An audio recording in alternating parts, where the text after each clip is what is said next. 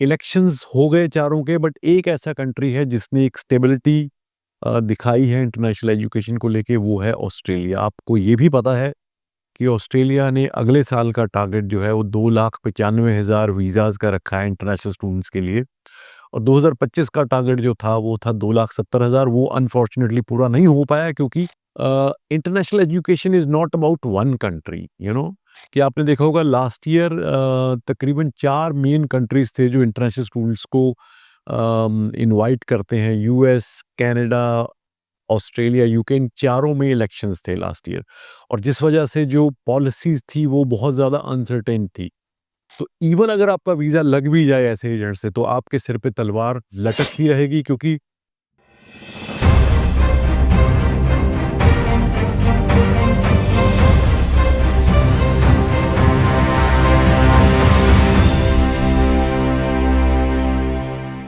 दोस्तों बहुत दिनों के मॉनसून के बाद, लगातार बारिश के बाद, आज मैंने सोचा कि let's make a video in the natural environment. और ऑल्दो बादल अभी भी हैं, बट ये भी छट जाएंगे। जिस तरह से जियोपॉलिटिक्स चल रही है और अनसर्टेनिटी काइंड ऑफ माहौल बना हुआ है, बट मुझे ये लग रहा है ये बादल भी छट जाएंगे। इंटरनेशनल एजुकेशन की बात करूं तो आप सभी लोग ये जानते हैं, या जो नहीं भी जानते उनको ये बताना बहुत ज़रूरी है कि कुछ भी हम कह लें, कुछ भी कर लें, international education is not about one country. कि ऑस्ट्रेलिया में जाके पढ़ रहे हो, कनाडा में, यूएस में, यूके में या न्यूजीलैंड में।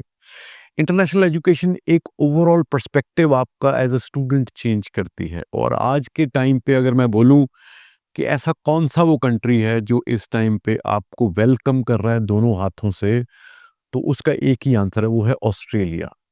अभी फ़िलहाल पिछले 2-3 दिन से मैं दिल्ली में था। वहाँ पे वेस्टर्न सिडनी यूनिवर्सिटी की तरफ से डायरेक्टर्स मीट थी, तो उसमें भी और भी बहुत सारे लोगों से कन्वर्सेशन हुई।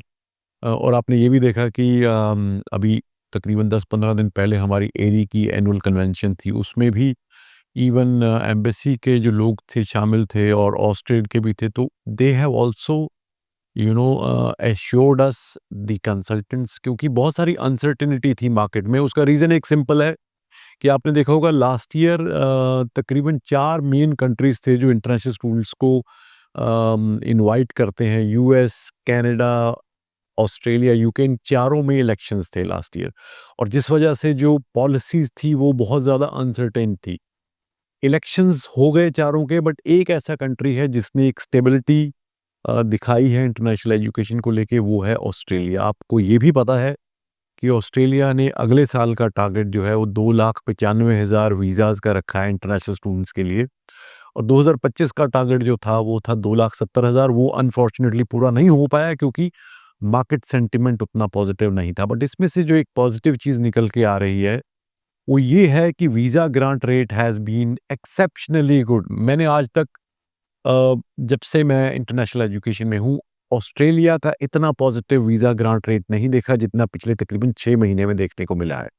उसका सिंपल रीज़न ये है कि एक शैडो कैप्स हैं, जिस वजह से जो यूनिवर्सिटीज़ हैं या इंस्टीट्यूशंस हैं, वो शायद उस हिसाब से एक बल्क रिक्रूटमेंट नहीं कर रही, बट जो स्टूडेंट्स भी स्पेशली यूनिवर्सिटी कैटेगरी में जा रहे हैं, उनका visa grant is much higher, almost 90-95% है।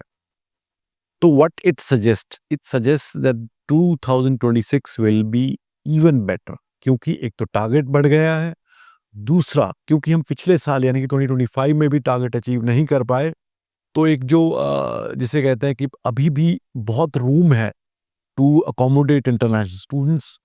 अ, तो अब करना क्या चाहिए? मेरे हिसाब से the good part of Australia is very systematic in its approach. It has never been like inviting any and every kind of students. इन्होंने हमेशा ही क्वालिटी पे फोकस किया है, स्किल पे फोकस किया है, और जो अच्छे स्टूडेंट्स हैं वही वहाँ पे वीज़ा ले सकें। और आने वाले टाइम में उनका फोकस यही है, जो अभी फिल हनीवुड जो कि इमिग्रेशन मिनिस्टर भी हैं और इंटरनेशनल एजुकेशन मिनिस्टर भी हैं, उन्होंने ये बोला है कि the only thing we will focus on integrity. Integrity means कोई भी शॉर्टकट नहीं, कोई भी पैसे दे के फंड्स करवाने वाला सिस्टम नहीं, कोई भी इधर-उधर से फर्जी डॉक्यूमेंट्स, नो।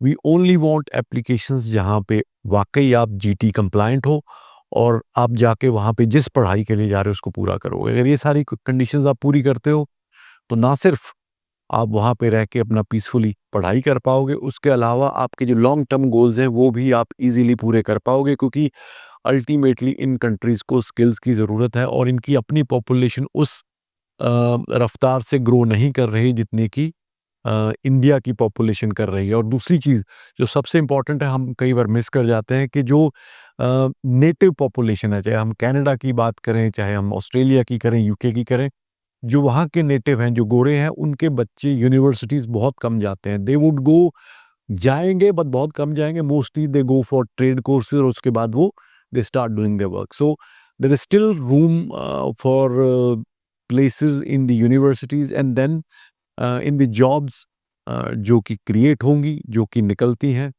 तो I would urge you to please look for study in Australia, that will definitely give you an edge over when you study domestically.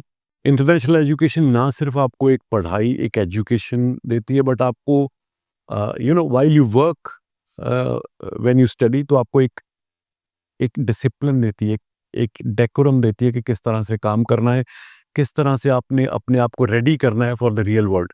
So all in all I think this is a golden opportunity, golden chance. और एक सबसे important चीज़ ये है कि please beware of Doge agents, beware of agents who से कि हम आपके फंड्स करवा देंगे, जो ये बोलते हैं कि हम आपके डॉक्यूमेंटेशन बनवा देंगे, हम ये करवा देंगे। आने वाले टाइम में अगर आप ऑस्ट्रेलिया सोच रहे हो, तो इवन अगर आपका वीज़ा लग भी जाए ऐसे एजेंट से, तो आपके सिर पे तलवार लटकती रहेगी, क्योंकि ऑस्ट्रेलिया एक मुहिम शुरू कर रहा है जिसमें वो जितनी भी एप्लीकेशंस, जितने भी वीज़ाज़ पिछले 2 साल में दिए हैं और अभी जो दे रहे हैं, उनके ऊपर एक अलग से इन्वेस्टिगेशन बैठ रही है, स्पेशली रिलेटेड टू डॉक्यूमेंटेशन। तो अगर आपने पैकेजेस किए हैं या अभी करने की सोच रहे हो, तो प्लीज़ बीवेयर, क्योंकि ये ना हो आपने पैसे भी दे दिए, आप चाहे वहाँ पहुँच भी गए, फिर भी आपको वहाँ से आना ना पड़े, क्योंकि वीज़ा कैंसलेशन की जो रेट है, जो दर है, पिछले साल से डबल से भी ज़्यादा हो गई है।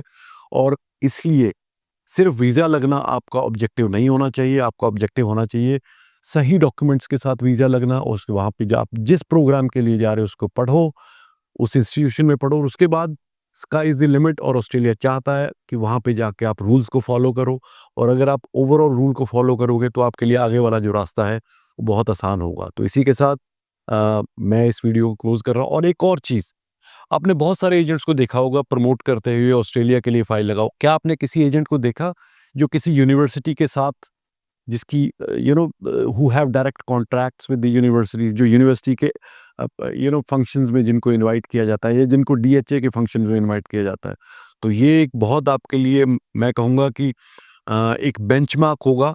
आप उन्हीं एजेंट्स से अप्लाई कीजिए जो डायरेक्टली यूनिवर्सिटीज़ को रिप्रेजेंट करते हैं, बिकॉज़ यूनिवर्सिटी को वही एजेंट रिप्रेजेंट ऑस्ट्रेलिया में कर सकता है जिसकी ऑथेंटिसिटी होगी, जिसकी ऑनेस्टी होगी, या जो एक्चुअल में एक अच्छा कंसल्टेंट होगा। तो ये आपके लिए एक बहुत बड़ा मैं क्यू दे रहा हूँ before you select your agent and apply your application. Thank you so much.